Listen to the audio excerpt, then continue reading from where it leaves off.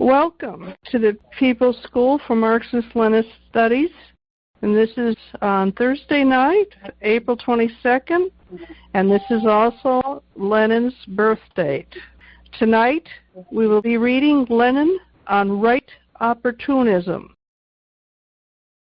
This work of Lenin, the Proletarian Revolution and the Renegade Kautsky, it's like a twin sister of the State and Revolution. It's really good to read one after the other. They're very complementary. State Revolution was written before the October Revolution, and Renegade Kautsky was written after, a year later. It's very interesting to compare. Okay, now, why does he call him a renegade? Well, Kautsky at one time was Engels' super good friend after Marx died. He helped him with many, many things. He was super close to him. Also, when Engels died, he had asked Kautsky to do the fourth volume of Capital, which is called Theories of Surplus Value, and he edited it. And then, 1914, bang, he turns traitor like Gorbachev was. He's for the imperialist war on the German side against the others. So that tells you something. The word renegade is a very important word for communists. Very important. To us, renegade is the worst thing. We have a better opinion of people who never were part of our party than people who were part of our party and then left us. And the second part is they left us and then formed a campaign against us. That's what a renegade is. Dante, famous Italian from the medieval period, his famous work is called Inferno. It's about hell. Dante's Inferno. He deals with 9 circles. The one that's the hottest place, the worst circle, is the 9th circle. It's the circle that deals with renegades. To us, a renegade is the worst. So bad that when renegades, we see them on the street, who are once our comrades, we walk across the other side of the street. I hope the younger generation could understand that. So anyone who was part of us and then left us and is attacking us is worse than a person never being a part of us. And we call that person the renegade. So you could imagine our feelings should be towards the recent group of renegades, and they should be spotlighted. This is not my opinion. This is what Lenin wrote about. They should be spotlighted and shown how one time they were good, and now look what they resulted in becoming. And that's what I want to mention, that word renegade is very important. A little background on Karl Kautsky. He was born in Prague of what is now the Czech Republic, but during his time it was the Austrian Empire. He was a contemporary of Karl Marx and Friedrich Engels in his lifetime, so that's something to consider. After Marx's death and after Engels' death, he was considered one of the top authorities on Marxism, and for a while there, Lenin viewed what he had to say positively. That's just a little background on where this polemic comes from. Chapter 1. How Kautsky turned Marx into a common liberal. The fundamental question that Kautsky discusses in his pamphlet is that of the very essence of proletarian revolution, namely the dictatorship of the proletariat. This is a question that is of the greatest importance for all countries, especially for the advanced ones, especially for those at war, and especially at the present time. One may say without fear of exaggeration that this is the key problem of the entire proletarian class struggle. It is, therefore, necessary to pay particular attention to it. Kautsky formulates the question as follows. The contrast between the two socialist trends, that is to say, the Bolsheviks and non-Bolsheviks is the contrast between two radically different methods, the dictatorial and the democratic.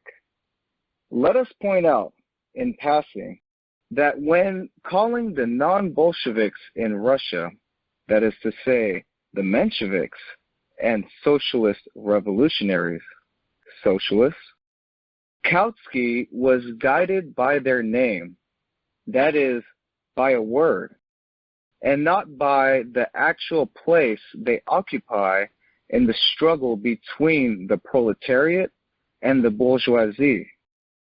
What a wonderful understanding and application of Marxism. But more of this later. For the moment, we must deal with the main point, namely, with Kautsky's great discovery of the fundamental contrast between democratic and dictatorial methods. This is the crux of the matter. That is the essence of Kautsky's pamphlet. And that is such an awful theoretical muddle, such a complete renunciation of Marxism, that Kautsky, it must be confessed, has far excelled Bernstein. The question of the dictatorship of the proletariat is a question of the relation of the proletarian state to the bourgeois state, of proletarian democracy to bourgeois democracy. One would think that this is as plain as a pikestaff, but Kautsky, like a schoolmaster who has become as dry as dust from quoting the same old textbooks on history, persistently turns his back on the 20th century and his face to the 18th century, and for the 100th time, in a number of paragraphs, in an incredibly tedious fashion, choose the old cud over the relation of bourgeois democracy to absolutism and medievalism. It sounds just like he were chewing rags in his sleep. But this means he utterly fails to understand what is what. One cannot help smiling at Kautsky's effort to make it appear that there are people who preach contempt for democracy and so forth. That is the sort of nonsense Kautsky uses to befog and confuse the issue. For he talks like the liberals, speaking of democracy in general, and not of bourgeois democracy. He even avoids using this precise class term and instead tries to speak about pre-socialist democracy.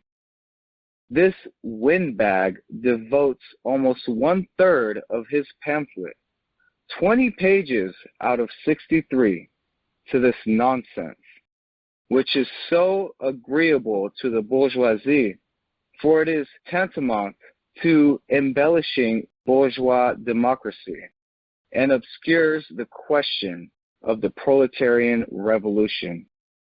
But, after all, the title of Kautsky's pamphlet is The Dictatorship of the Proletariat.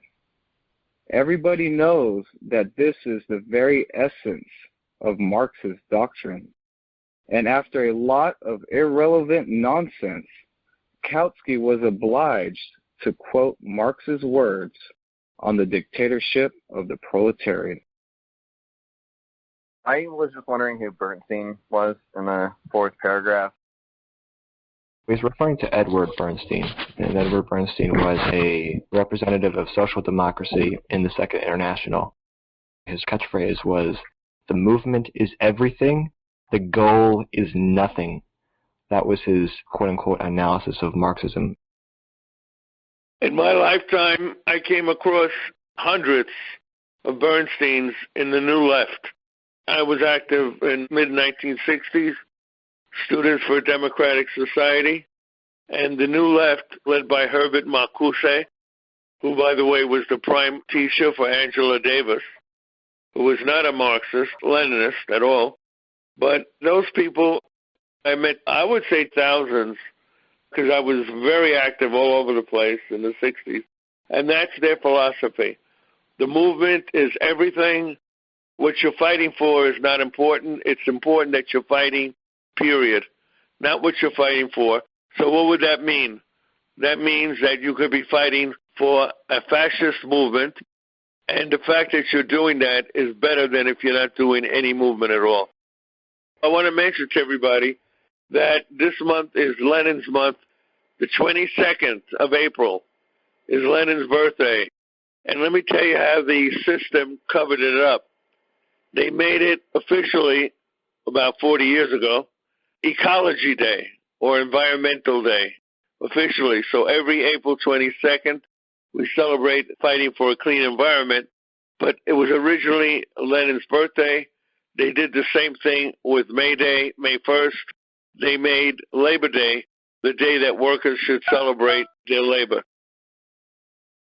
Every time I read this, I can't help but laugh at the way Lenin, his anger and his sarcasm towards Kautsky. It makes me wonder if Lenin was alive today, what kind of social media takedowns he would be doing, what his Twitter game would be like. On a more serious note, these takedowns, it shows how important it is to shout down these people who derail our revolutionary goals, these social democrats who opportunize off of the class anger we have and they redirect it. It's important. We have to keep shouting that down. Also included in Lenin's analysis of Kautsky's opportunism here, when Lenin talks about Kautsky looking backwards, Lenin also wrote an article called The Differences in the European Labor Movement. And he talks about how there's a reactionary tendency among revisionists and opportunists to look backwards. It fits him nicely here. And he also outlines further on in other articles, and especially in his Imperialism, the highest stage of capitalism, that opportunism and revisionism is also tied to the condition of the growth of capital, which was occurring around the time that he is writing this, as well as the crisis of capitalism.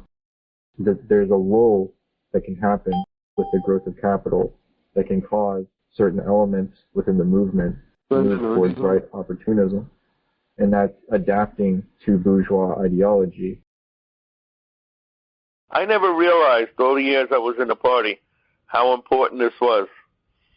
At the old party, as they began turning to the right, basically it started after Comrade Stalin passed away, and Khrushchev came on the scene. Khrushchev changed it in relation to the Soviet Union. It went from dictatorship of the proletariat to a party of the whole people, and he was referring to the Soviet Union. Many communist parties followed suit and applied it to Marxism in general, when really Khrushchev was just talking about the Soviet Union, and that could be debated in itself, what he was saying, but he was not referring to the whole communist movement. He was referring to the Soviet Union at the time. And so in my years in the Communist Party, we never talked about dictatorship of the proletariat, never.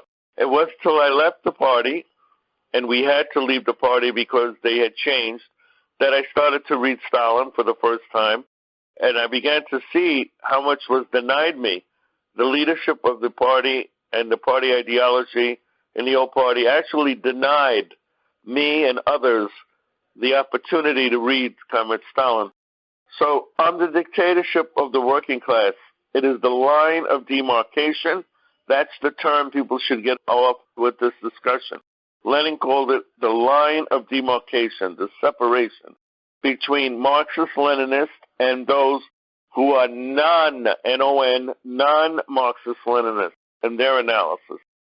So it's really between those two forces. From the right, where people who talk about the dictatorship of the proletariat, it's hardly ever mentioned at all. You never hear it in the social democratic deviations and the road, that social democracy, the people that walk on that road. You'll never hear that term, dictatorship of proletariat. But from the left, it's just as bad. I want to mention this. From the left, identity of an individual. Some people call it identity politics. I rather call it, quote, identity of an individual, seems to be more important than the collective term of class struggle. So the dictatorship of the proletariat is not even mentioned from the left. I'll give you a perfect example. Everyone knows today's Lenin's birthday. Well, go on the website, go on parties to the right and to the left. Find out what they're talking about. The right wing, the DSA, guess what they're talking about today? It is the anniversary of Ecology Day, the environment. That's what they refer to as April 22nd, the birth of the modern ecology movement. Now let's go to the left. Workers' World, for example. You know who they're talking about today? It is Mumiyah's birthday. Mumiyah, if people don't know, is a black radical who was involved with a police shooting and he's been in prison, and we're trying to free him. He has radicalized himself while he was in prison, just the way Malcolm X did. So he's very left today. But comrades, do we really think that Mumiyah is on the same level with the founder of our movement? Lenin is the founder of our whole movement for the last 100 years. And Workers' World chose today to talk about Mumiyah and the right wing, like the CP, you know what they're talking about today? The Ecology Day. So I just want to make that clarification. When I was in Africa in high school, our understanding of the Warsaw Pact countries embracing socialism and with the Soviet Union, our understanding was that in those countries that socialism had matured as a mode of production and that the industrial proletariat and the socialist revolution was in full force. But after the collapse of the Soviet Union, what really happened to the former communist parties in those countries? Did they decline, or they have a potential to rise up and establish the dictatorship of the proletariat in those respective countries? Because their economies are in bad shape, the young generation is very disillusioned, and I think there is going to be a potential for a class struggle in those countries because only 1% of the population are living in lavish privilege. So I don't think that's going to continue. So I would like your opinion about that. I'll give you some things that you have to understand. Anti-communism, some of them even fascism, like in Hungary and in Poland, have taken over. So you can understand that that would affect the work of those who are still communists. They're underground. That's number one. Number two, it was Stalin himself who said that whatever happens can be overturned. And there was a mistake made that said once socialism is at a mature stage, it can never be overturned. Well, history has proven that wrong. It can be overturned. And number three, well, the famous quote from Marx, after the Paris Commune was overthrown, Marx said very clearly that our movement is like an ebb and a tide in the ocean. Stand by the beach. The waves come in and the waves go out. When they come in again, they come in further. Then they go out. And then at one point, the waves go out and they keep going out and out and out. Then they come in again. I'll never forget that analogy that Comrade Marx gave. That's what has happened in the current situation. I have confidence, and we should all have confidence in what Comrade Marx said, that it's going to change again and the ebb is going to go out. And I see it happening in this country. The attitude toward socialism is on the advance. I notice a lot of opportunism and stuff. I feel like coming from the left of us, they'll use our terms. They'll call themselves communists, but they won't speak of things like the dictatorship of the proletariat, and they'll advocate for like a direct democracy, and they won't believe in the vanguard party, but yet they'll use our language and call themselves communists, but they're not listening to what Marx actually stated. Friedrich Engels, on the 20th anniversary of the Commune of Paris, he wrote an introduction to the new edition of Karl Marx's Civil War in France, his great book about the Commune. And I want to read the last couple of lines. Of late, the social democratic Philistines has once more been filled with wholesome terror at the word dictatorship of the proletariat. Well and good, gentlemen. Do you want to know what this dictatorship looks like? Look at the Paris Commune. That was the dictatorship of the proletariat. Engels, he wrote that on March 18th, 1891. It's pretty cool. Start the reading again. The way in which he, the Marxist, did it was simply farcical. Listen to this. This view, which Kautsky dubs contempt for democracy, rests upon a single word of Karl Marx's. This is what Kautsky literally says on page 20. And on page 60, the same thing is repeated even in the form that they, the Bolsheviks, opportunely recalled the little word. This is literally what he says about the dictatorship of the proletariat, which Marx once used in 1875 in a letter. Here is Marx's little word. Between capitalist and communist society lies the period of the revolutionary transformation of the one into the other. Corresponding to this is also a political transition period in which the state can be nothing but the revolutionary dictatorship of the proletariat. First of all, to call this classical reasoning of Marx's, which sums up the whole of his revolutionary teaching, a single word, and even a little word, is an insult to and complete renunciation of Marxism. It must not be forgotten that Kautsky knows Marx almost by heart, and, judging by all he has written, he has in his desk or in his head a number of pigeonholes in which all that was ever written by Marx is most carefully filed so as to be ready at hand for quotation. Kautsky must know that both Marx and Engels, in their letters as well as in their published works, repeatedly spoke about the dictatorship of the proletariat before and especially after the Paris Commune. Kautsky must know that the formula, dictatorship of the proletariat, is merely a more historically concrete and scientifically exact formulation of the proletariat's task of smashing the bourgeois state machine, about which both Marx and Engels, in summing up the experience of the revolution of 1848, and still more so of 1871, spoke for 40 years between 1852 and 1891. How is this monstrous distortion of Marxism by that Marxist pedant Kautsky to be explained?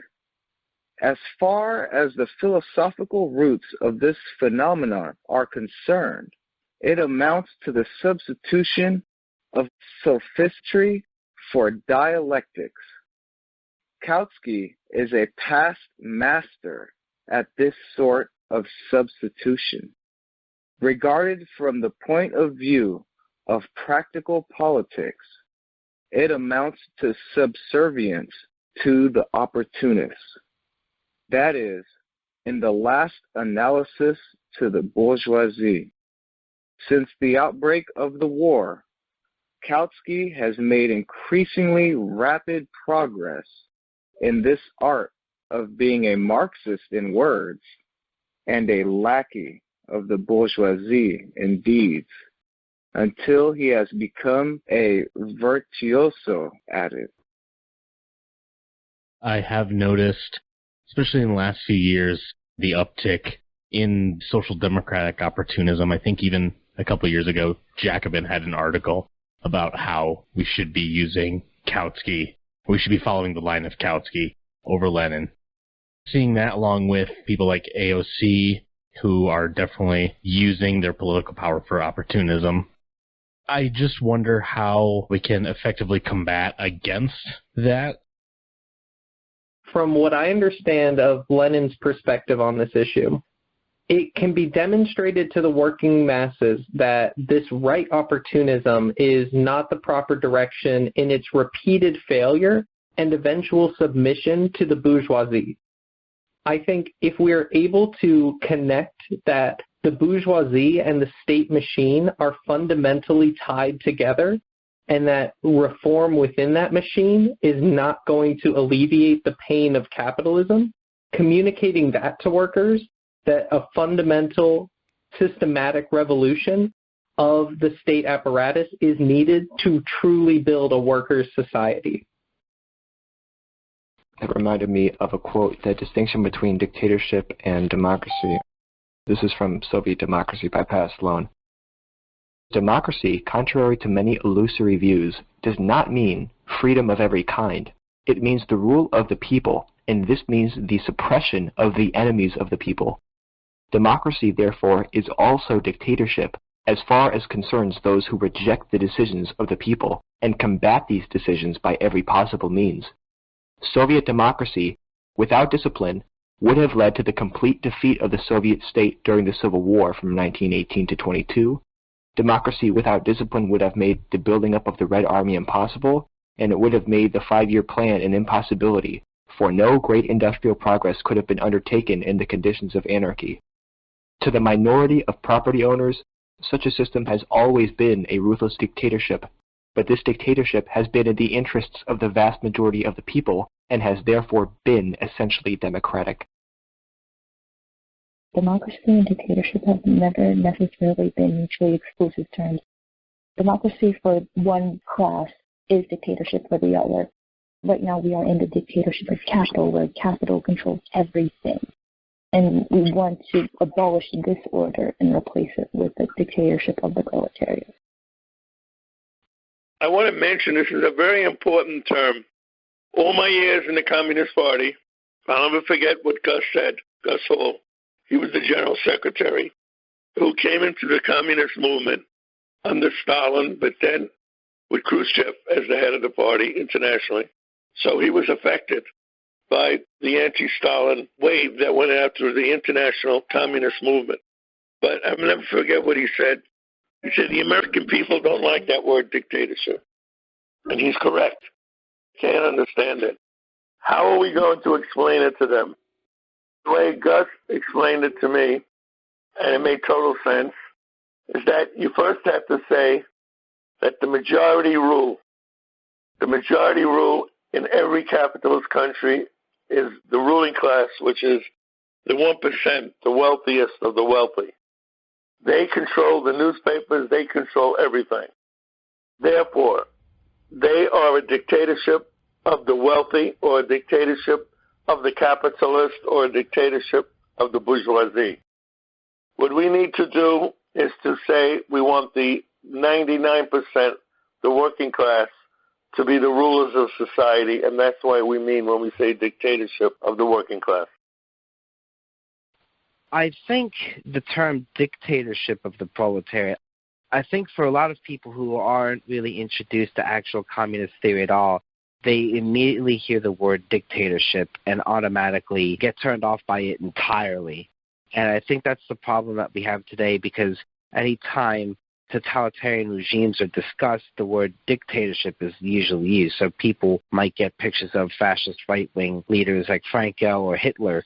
And so I think the reason that a lot of leftist or so-called socialist or even so-called communist parties today out there exist that don't talk about is because they don't want to be seen as totalitarian, even though they obviously don't understand what the term dictatorship of the proletariat means at all.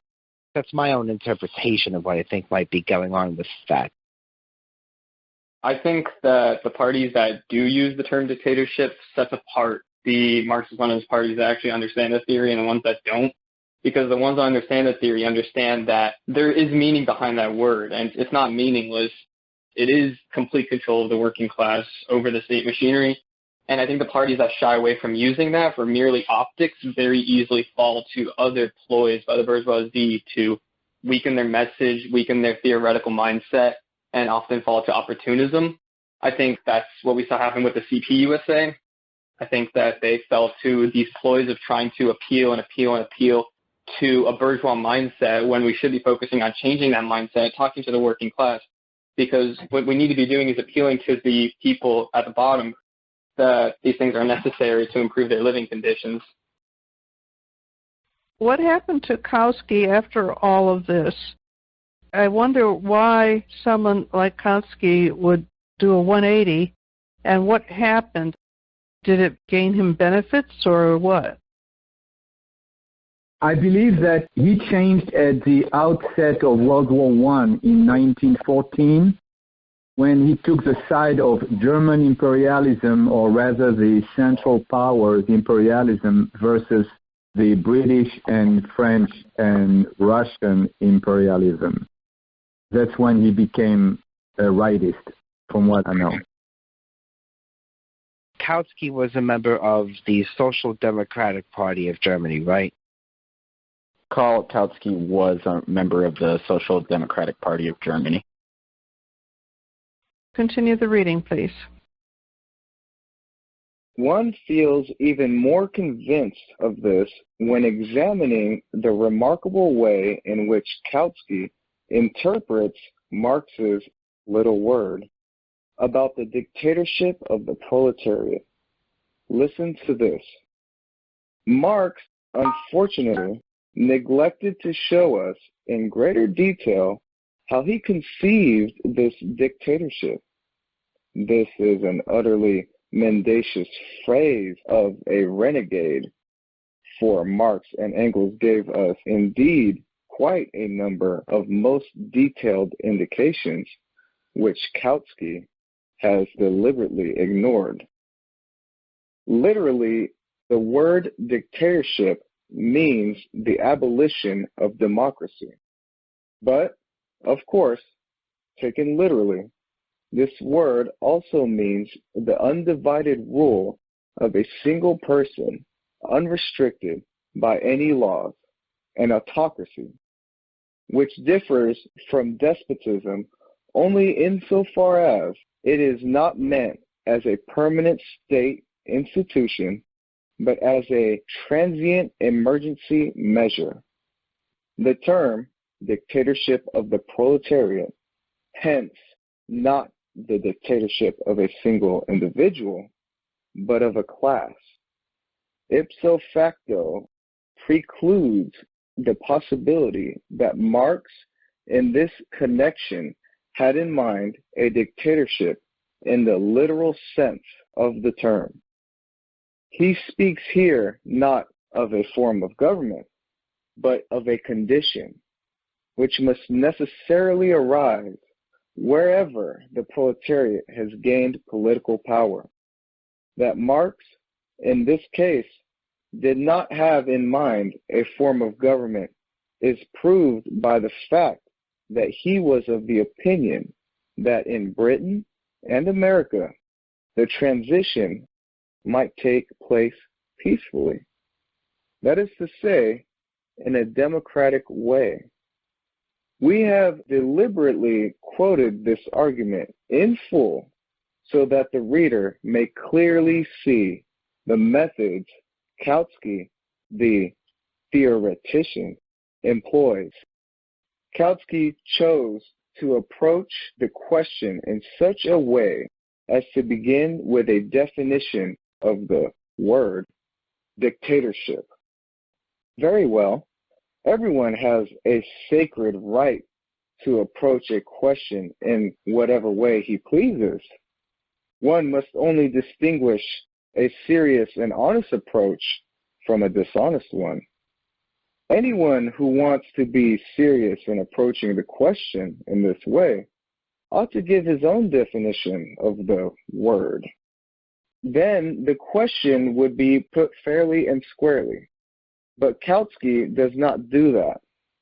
Literally, he writes, The word dictatorship means the abolition of democracy. In the first place, this is not a definition. If Kautsky wanted to avoid giving a definition of the concept of dictatorship, why did he choose this particular approach to the question? Secondly, it is obviously wrong. It is natural for a liberal to speak of democracy in general, but a Marxist will never forget to ask, for what class? Everyone knows, for instance, and Kautsky, the historian, knows it too, that rebellion or even strong ferment among the slaves in ancient times at once revealed the fact that the ancient state was essentially a dictatorship of the slave owners. Did this dictatorship abolish democracy among and for the slave owners? Everybody knows that it did not. Kautsky, the Marxist, made this monstrously absurd and untrue statement because he forgot the class struggle. The way Lenin describes Kautsky reminds me of Noam Chomsky today. The way he describes him as a theoretician and this art of being a Marxist in words and a lackey of the bourgeoisie in deeds. This theoretician that the Western left loves to quote, and he has a lot of good things to say in his critiques of American imperialism. But he's so quick to throw socialist states, actually existing socialism, under the bus. I actually want to expand on that one. On YouTube, Chomsky on Lenin, in my estimation, does a very poor job of somehow saying that Leninism is a right-wing deviation of Marxism, which falls directly in line with this idea that you need to liberalize Marx in order to get the fullest of his work, which actually the opposite is the case. You need to deliberalize Marx if you want to understand his work. All the Marxists, the people who call themselves Marxists today, aren't Marxists because there's no class analysis. And class analysis is fundamental to Marxism. And there is no Marxism without class analysis. And that's what Lenin remarked about Kautsky. Kautsky largely abandoned class analysis in his commentaries on democracy. I know that some leftists get really fundamental aspects of the class struggle wrong, but we obviously would agree with a lot of them more than we would with capitalists or fascists. So what is the roadmap for allying ourselves with people who call themselves socialists or Marxists, but who aren't quite where we're at? Let's go to what Lenin talks about, two things: unity of will and unity of action. Unity of action is the old way of talking about coalitions. In the 60s, we used the word coalition. So we can work with all kinds of people, including sections of the bourgeoisie, on an issue. We did that with the anti-fascist movement. We worked with sections of the bourgeoisie against the fascist sections of the bourgeoisie. Unity of will is something much stronger. We cannot work with them in a party. We can work with them on an issue, but not within the same party. And that's why Lenin's famous word, polemics, and I urge everybody to look at the word polemics and understand what it means. We can work with different groups of socialists and non-socialists in unity in action, but not unity of will. People should definitely read What Is to Be Done. I think it definitely goes into another part of this, including the whole issue with Bernstein. Lenin talks about democracy for what class? And I think with the earlier question I spoke on about how do we meet these people in a rightward deviation, I really think nailing down the idea that we are in a dictatorship of the bourgeoisie or that in a class struggle, there is the class which oppresses and the class which is oppressed, and that is expressed through the state and through that dictatorship of that oppressing class, and that there is, say, democracy for slave owners, but not democracy for the people. connecting that idea, I feel, is really crucial to getting people to see things from our Marxist-Leninist perspective. The line, liberals will always speak of democracy, but a Marxist will never forget to ask for what class.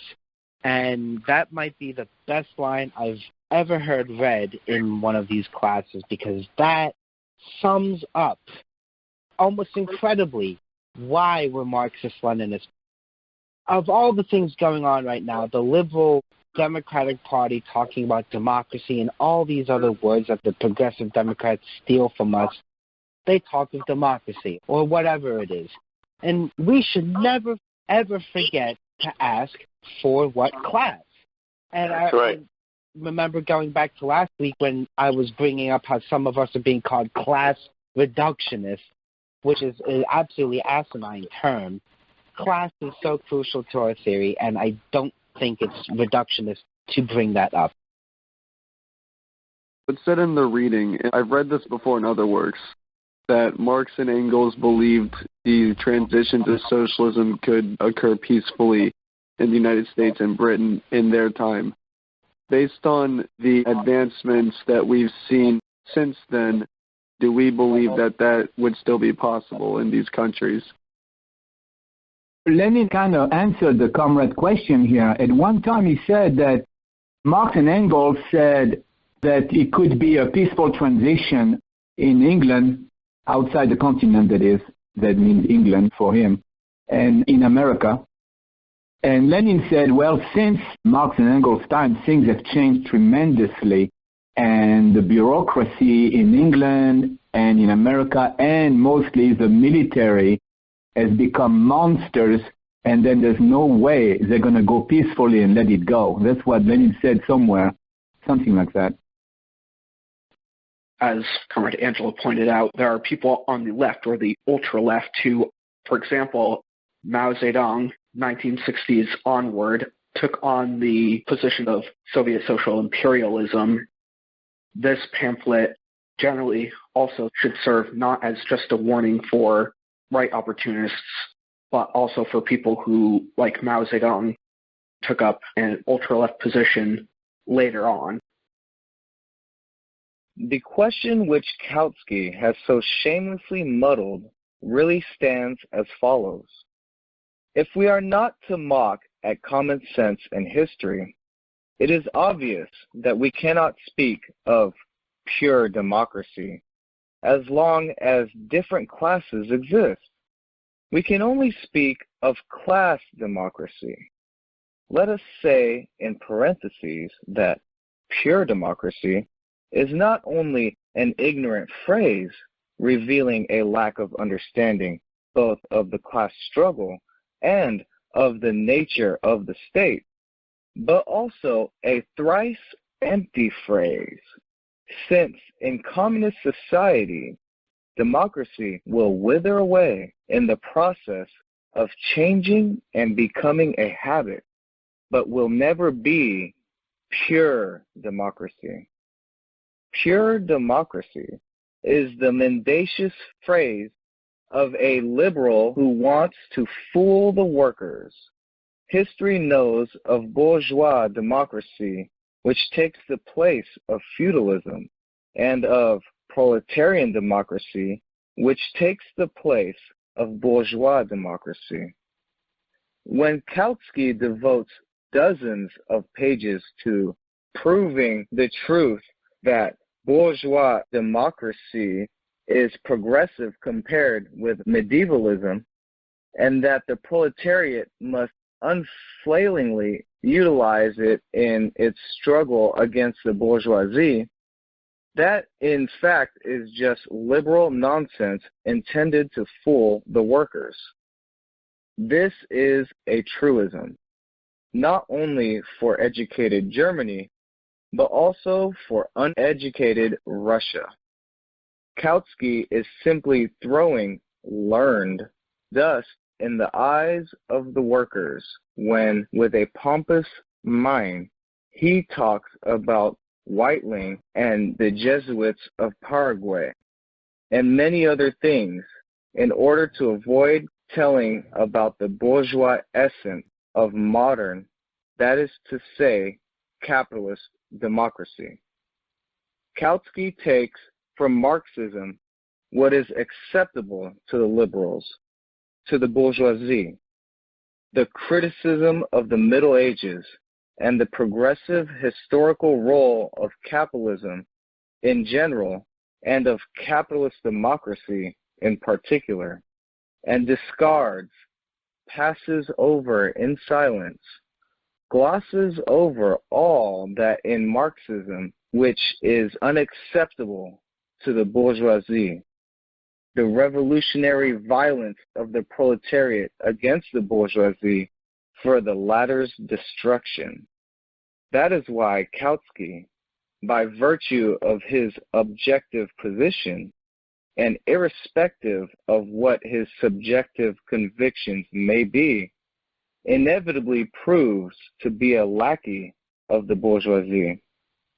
Bourgeois democracy, although a great historical advance in comparison with medievalism, always remains, and under capitalism is bound to remain, restricted, truncated, false, hypocritical, a paradise for the rich, and a snare and deception for the exploited, for the poor.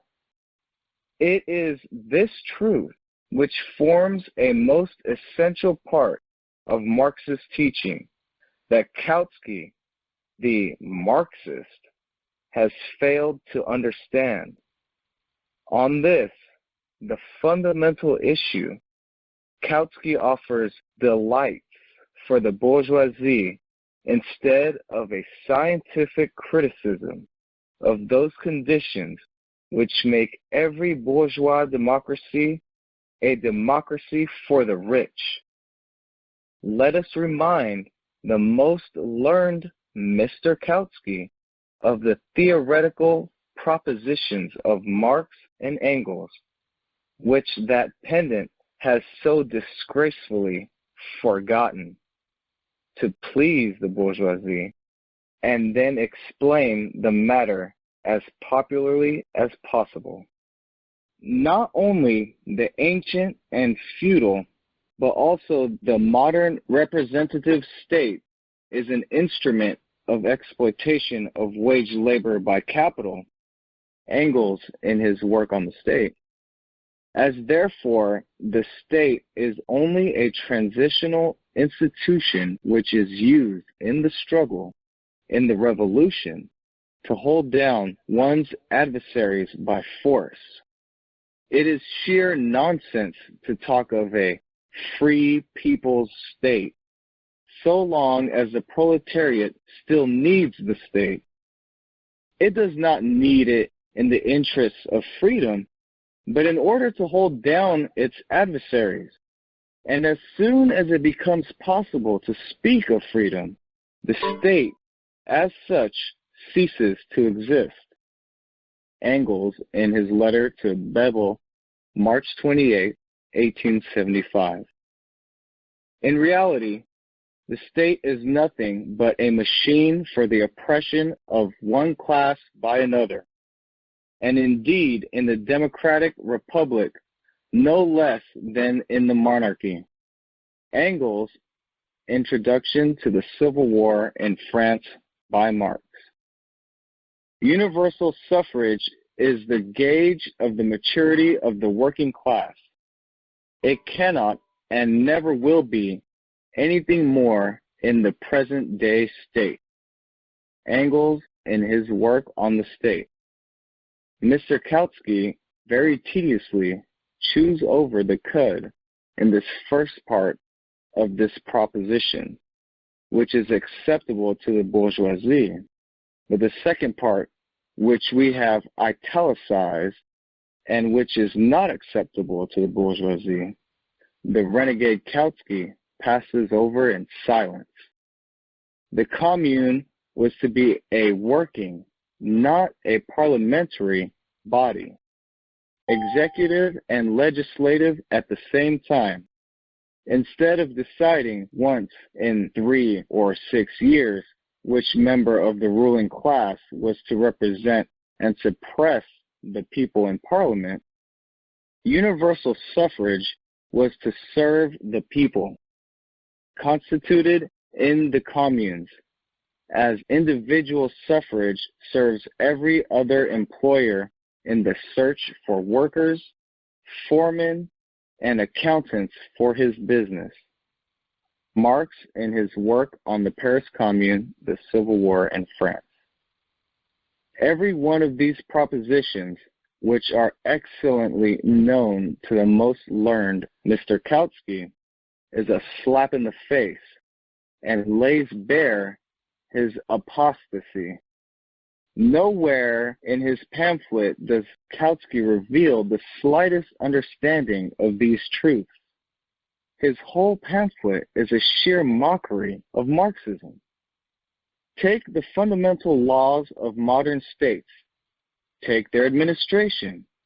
Take freedom of assembly, freedom of the press, or equality of all citizens before the law. And you will see at every turn evidence of the hypocrisy of bourgeois democracy with which every honest and class-conscious worker is familiar. There is not a single state, however democratic, which has no loopholes or reservations in its constitution, guaranteeing the bourgeoisie the possibility of dispatching troops against the workers, of proclaiming martial law, and so forth. In case of a violation of public order, and actually in case the exploited class violates its position of slavery and tries to behave in a non-slavish manner, Kautsky shamelessly embellishes bourgeois democracy and omits to mention, for instance, how the most democratic and republican bourgeoisie in America or Switzerland deal with workers on strike. The wise and learned Kautsky keeps silent about these things. That learned politician does not realize that to remain silent on this matter is despicable. He prefers to tell the workers nursery tales of the kind that democracy means protecting the minority. It is incredible, but it is a fact. In the year of our Lord, 1918, in the 5th year of the world imperialist slaughter, the strangulation of internationalist minorities, that is to say, those who have not despicably betrayed socialism, like the Renaudels, Longuettes, Scheidemanns, and Kautskys, and the Hendersons and Webbs, etc. In all democracies of the world, the learned Mr. Kautsky sweetly, very sweetly, sings the praises of protection of the minority. William Z. Foster wrote a book called The History of the Three Internationals. It talks about Bernstein and Kautsky. He goes into the material role that they played and how they fit in with the Second International during that time, which, by the way, lasted from 1889 to 1914. It dissolved after the start of the World War I, after the German Reichstag voted for war credits. I'm going to mention books that have been thrown in the garbage by the CPUSA. I was there when they did it. Their general secretary for 50 years was Comrade Gus Hall, who went to prison for 6-7 years under the Smith Act because of his belief in communism. Also, one of 3 people who built the Steelworkers Union from scratch. Well, he wrote 3 books. One of them is called Basics. It was written in the 70s. The other one is called Imperialism Today, written in the 70s. They're both thick books. And the last book I'm recommending, Soviet Democracy, by Reverend Harry F. Ward, W-A-R-D, written in the 40s. The last thing I want to mention is Scheidemann, that was mentioned in the reading tonight, along with Kautsky. Scheidemann and Ebert were the people who headed the German Social Democratic Party, that built the Weimar Republic, and they were both responsible for the Freikorps, the right-wing Freikorps, killing Comrade Rosa Luxemburg and Karl Liebknecht and throwing their bodies into the canal. And that's Scheidemann and Ebert, along with their ideology. And the last thing I want to mention is the word polemics. Please, we need to have polemic discussions with other groups in the left. Recommendation on getting the Lesson of Germany. It's on New Outlook Publisher. It goes into detail about how the Social Democrats of the Weimar Republic helped pave the way towards the fascists. And I also want to recommend Michael Parenti's Left Anti-Communism, The Unkindest Cut. It goes into detail about people like Noam Chomsky and others who are on the left but bash communism. Referring back to the text we just read, we see Lenin criticizing Kautsky's devotion to bourgeois democracy, the necessity for the proletariat to use that in order to smash the political institutions and political power of the bourgeoisie at the time. However, I see a sort of contradiction with that and what he posits in his critique of the German left in Left Communism and Infantile Disorder, whenever he's stating that the position of the left communists at the time of bourgeois democracy being politically obsolete, he's criticizing both of those almost simultaneously. So what's the best way to approximate his exact position on that? I always compare keeping a Marxist-Leninist line to walking on a tightrope. You can't fall too much to the right and you can't fall too much to the left. And in this case, that's pretty much what Lenin's saying in both critiques. On one hand, you have Kautsky, who falls too much for right deviationism. And then on the other hand, you have left deviationists and ultra-leftists who essentially do not want participation in bourgeois parliaments and trade unions. So Lenin essentially prescribes that you tactically participate in bourgeois parliaments and trade unions, not deny participation in those organizations because that's how you reach workers and politically vested people. And by that token, he also says that you shouldn't invest so much into these institutions that you rely on them for revolutionary change, because that's a mistake. This is a really good text. It's one of the first I ever read by Lenin. You can look to points in the things he's saying about Kautsky and Kautsky's right-opportunism, falling off the right side of that tightrope that we're supposed to walk. And you can see that symptom for symptom, the same thing happened with the old CP. You can see that in their writings today. They apologize for the, quote, atrocities of Stalin and past dictatorships of socialist states. About the State and Revolution, which is very close to the Renegade Kautsky book. One of the big conclusions of Lenin in there is that the revolution will smash the bourgeois state and build a proletarian state, which is the dictatorship of the proletariat. But he says it's like a semi-state that will wither away, fade away. Well, that's true, but then in reality, when that happened, look at Stalin later on, he had to say, well, the fadeaway part, we're going to have to wait for it because we're surrounded by 14 countries that attacked us in civil war. Germany, Japan now in the 30s. After the war is the U.S. with bases all around the USSR. I think in the United States and in the Western world today, we are going to see a lot more of this right-wing opportunism than we're going to be seeing of left communism being, I believe, a combator towards our Marxist-Leninist parties in those Western states. And within those Western states, trying to combat those arguments of, oh, well, we can just get this incrementally, or it's just reform after reform. But no, the real need is for that revolution. The whole concept of democracy, the way they talk always makes it seem like democracy is something that just exists out there somewhere in the world. They hold on to this ideal of democracy and don't consider what it means for something to be democratic. They think that just because we can vote for people every 4 years, that makes us a democracy, whereas it doesn't matter because we can't choose who runs for office.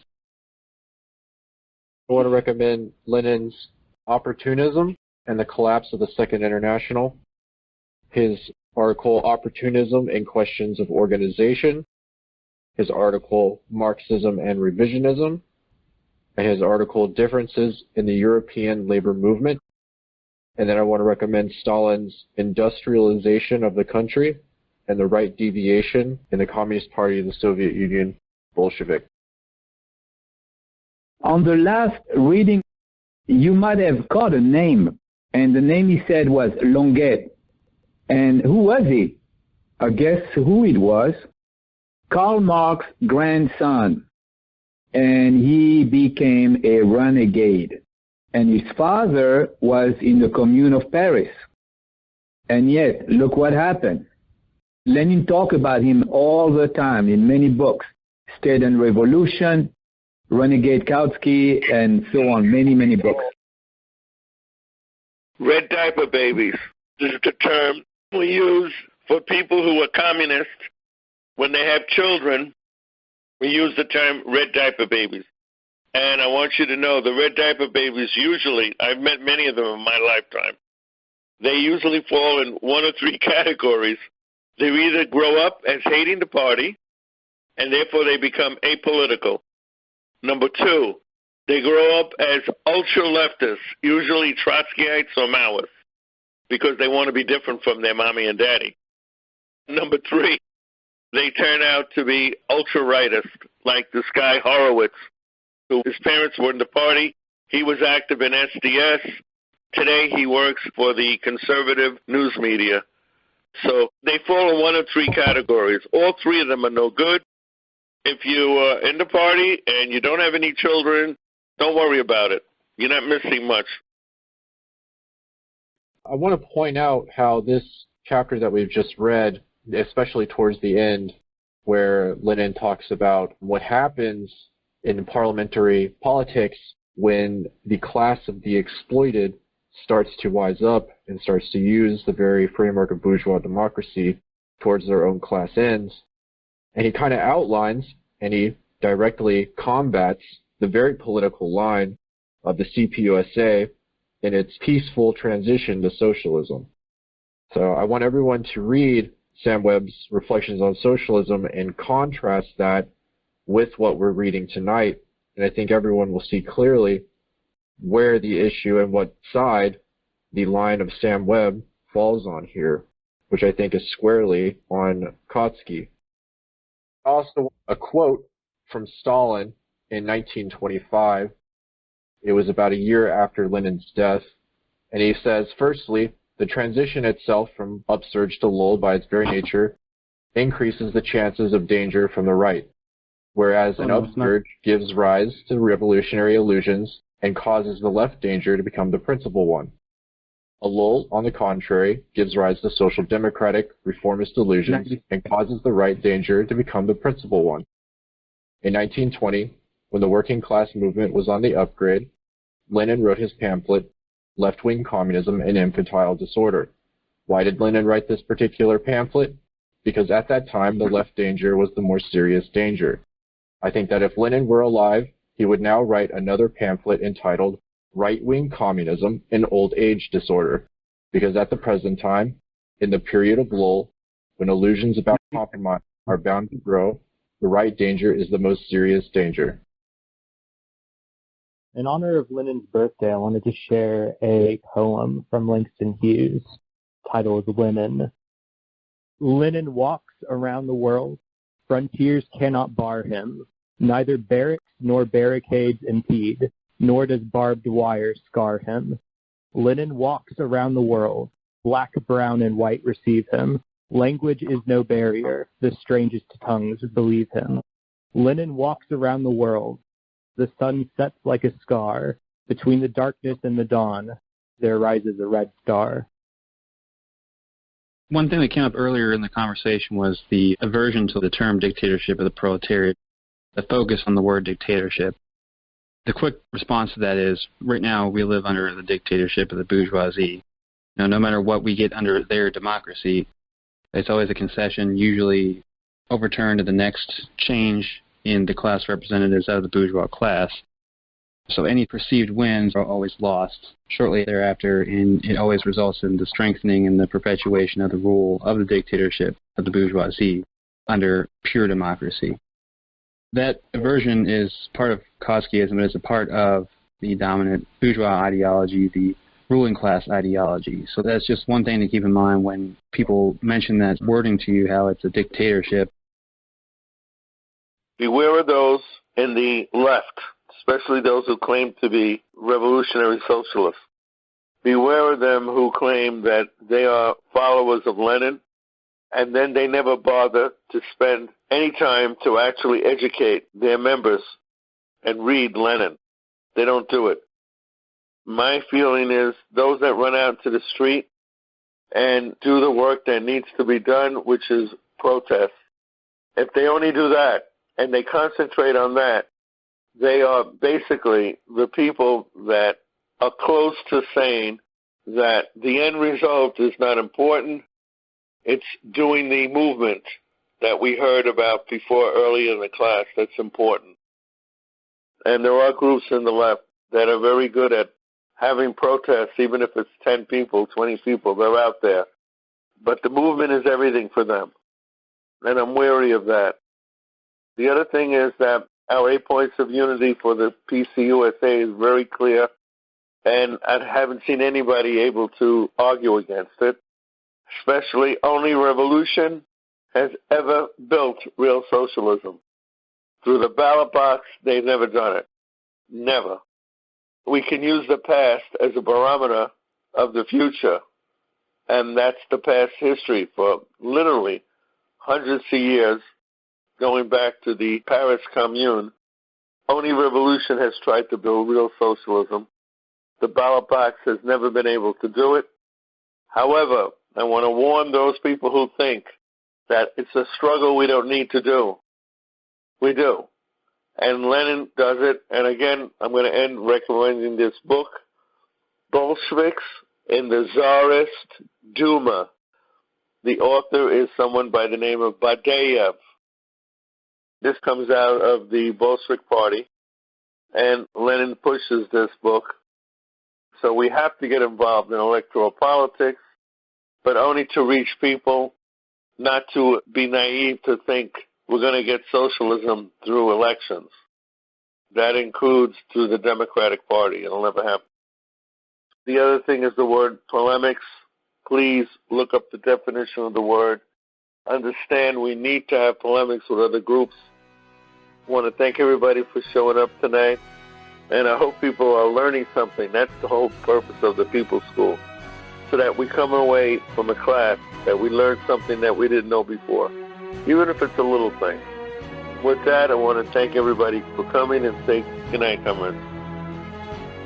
Thank you for watching this full-length class from the People's School for Marxist-Leninist Studies. For more information, or if you're interested in attending classes, visit our website, check out our YouTube channel, or email info@psmls.org.